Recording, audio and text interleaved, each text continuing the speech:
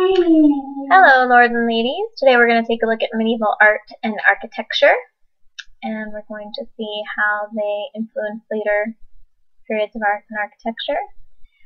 Our objectives for today are to be able to identify the main theme of medieval art. We're going to look at analyzing the impact of Thomas Aquinas and his ideas, and we're going to look at the elements that comprise Gothic architecture.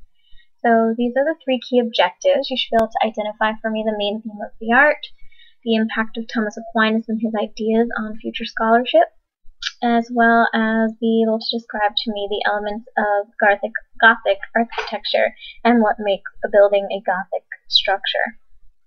So we're going to look at some examples of this today. If you need more time, you might want to pause it because we're going to move along. The first thing we're going to look at today is the art of the period. So art and architecture in the Middle Ages is predominantly reflecting religious themes. So churches are the focus for architecture. Huge cathedrals you're going to see that take hundreds of years to construct fully are going to be built during these times. The Cathedral of Notre Dame is probably the most well-known example of Gothic architecture throughout Europe, and it took several hundred years to complete. Gothic style architecture is a style of architecture that is developed during the 1100s. You can tell a Gothic style because it's characterized by tall spires, the things that poke up into the sky, and flying buttresses, which are the arched stone supports, and you have a picture of those on your notes. And you'll see them in the picture, although it's not 3D, so it is harder to see, but you should see them on the outside when I show you the next picture of Notre Dame Cathedral. Churches on the inside are going to be lavishly decorated during this period. Gold, precious gems, stained glass work that is absolutely incredible, which we'll look at the rose window from Notre Dame Cathedral to kind of give you an example of that. That Gothic style is very easy to pick out because it is so ornate and so lavish and so detailed. So we're going to take a look at Notre Dame Cathedral in a second. Be looking on the outside of the building. If you need more time, pause it. Be looking on the outside of the building at the flying buttresses. Now you can see them. It's harder to tell because of the angle, but you can see them kind of jutting out. And it's the support that's on the outside of the building that is holding the building up. This is the rose window. It's that window that you saw there from the inside, and you can see the stained glass work is impressive, particularly considering the time period. Okay, religion did not just permeate the art and architecture of the period, it also permeated the literature of the time, which again is an art form. Religious texts are popular during the Middle Ages, and most religious texts are written in Latin, so that means that mostly it's the priests and the scholars who can actually read and interpret them. So the average everyday Joe is not necessarily going to be able to read all of this. Religious songs and poems were also important. Epics.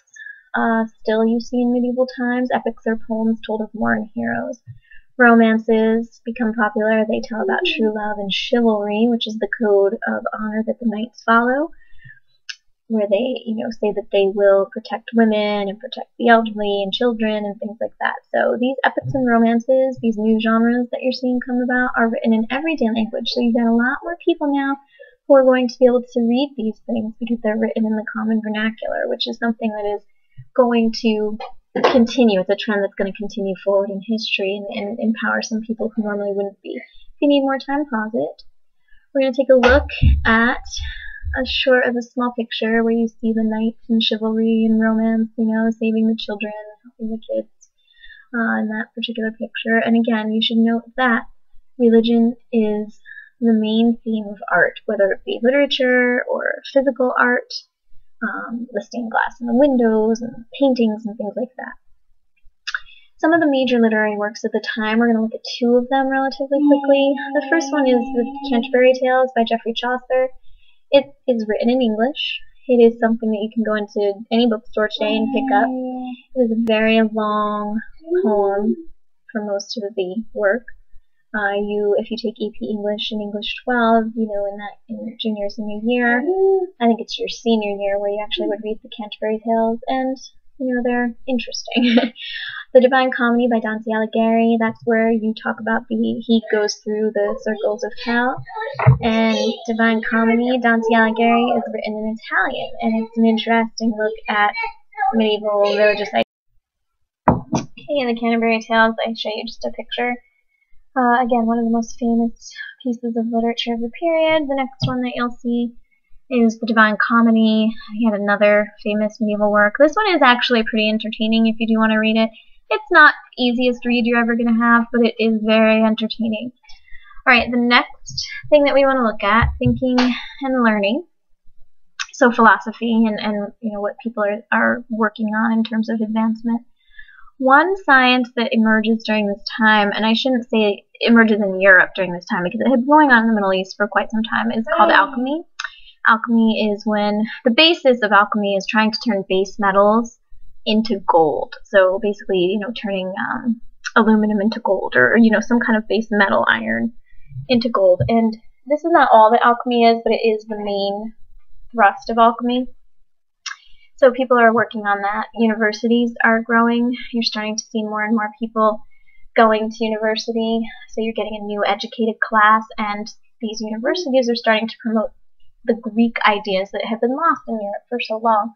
So again, that interaction with the Byzantine and the Arabs, preserving those Greek ideas, helps to bring that learning back into Europe in the later Middle Ages period, as we're going into what period is coming next, the Renaissance. So universities, again, are going to set some of the groundwork for that. So take a look. This is a painting by Wright of an alchemist, okay, at work, trying to get that metal into gold. The next and last thing that we're going to look at for this evening is Thomas Aquinas. He is the most influential scholar of the Middle Ages. He did study the Greek philosophers, but he did not believe in sheer human reason as being everything.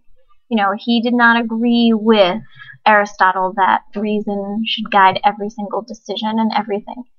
He believed that reason and religious faith were necessary to understand the truth. He called this scholasticism.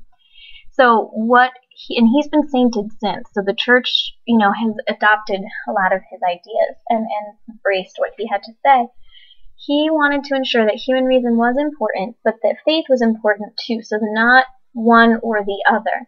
But if it weren't for him, you know, during this period, the emphasis on religion was tremendous. So he is one of the first to really bring back the idea of reason being, you know, as important as faith. He doesn't think that they're mutually exclusive. He doesn't think that you have to be, you know, reasonable or religious. He thinks that they can peacefully coexist, and that that's the way that you really are able to understand and know the truth about humanity and the world that you live in. So Thomas Aquinas is going to be sainted by the church, and I'll show you a picture of him as saint. You've probably heard of the university in our area down in Rockland County, St. Thomas Aquinas. There's also numerous schools named after Thomas Aquinas. So there he is sainted. And that's all for this evening. I hope you guys enjoyed it. We'll see you tomorrow.